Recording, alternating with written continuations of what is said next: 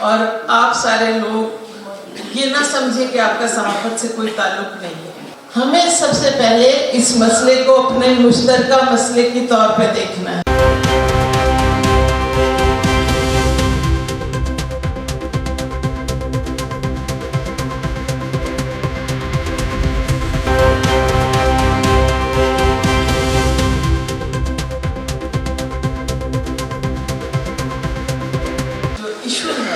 اس پہ تھوڑی سی بات کرنا چاہوں گی. 2-3 منٹ صرف توجہ چاہیے تاکہ جس موضوع پہ ہم بات کر رہے ہیں اس موضوع کو ہم سب لوگ کلیئرٹی سے سمجھ سکیں کہ ایشو کیا ہے, ہمیں اعتراض کیا ہے پیکا ایکٹ کو لے کر.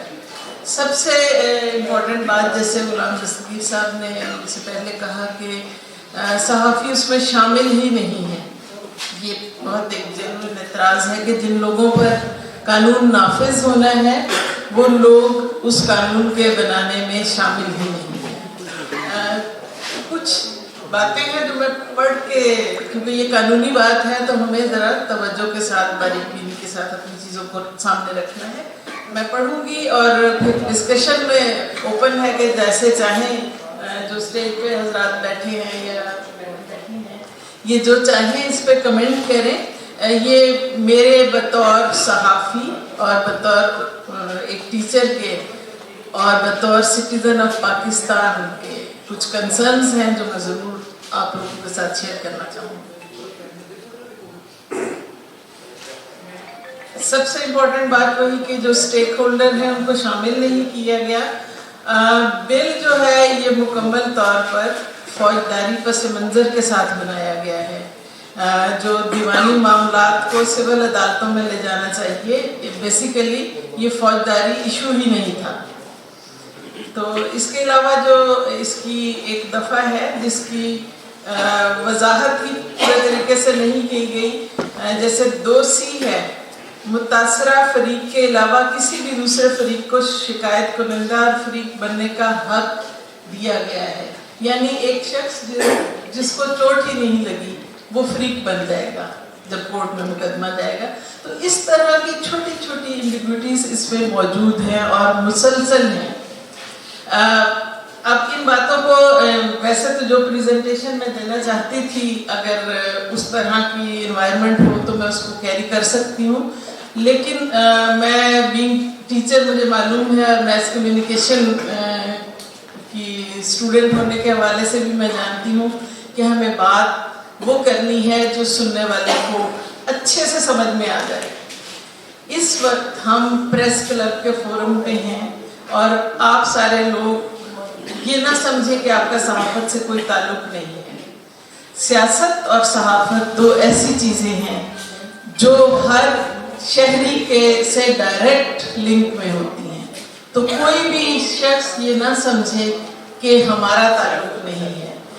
جو رجیم ہوتے ہیں ان کا ایک ہی وتیرہ ہے کہ وہ 1 by 1 آپ سب کو بولنے کے حق سے محروم کریں گے, زندہ رہنے کے حق سے محروم کریں گے. یعنی جتنے بھی بنیادی حقوق ہیں وہ آپ سے سلب کیے جائیں گے.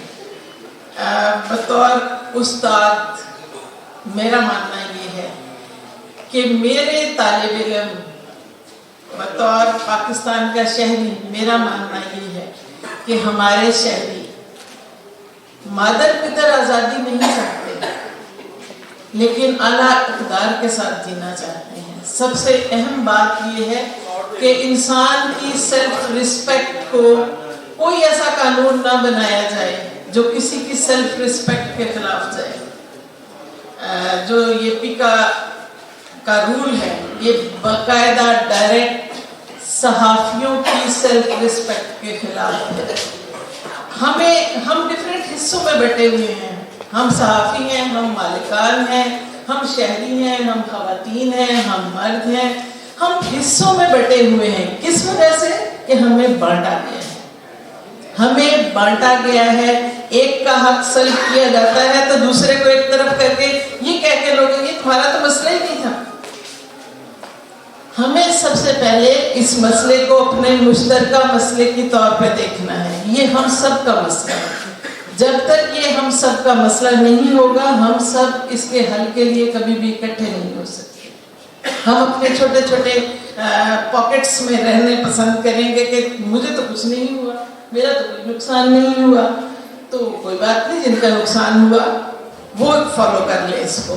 तो हम एटलीस्ट, जो मेरा आप लोगों से एक रिक्वेस्ट होगी कि बतौर सहाफ़ी जितने भी प्रेस क्लब्स हैं, बतौर सहाफ़ी जितने भी मालिकान हैं, सबको इस एक्ट को लेके एक फोरम पे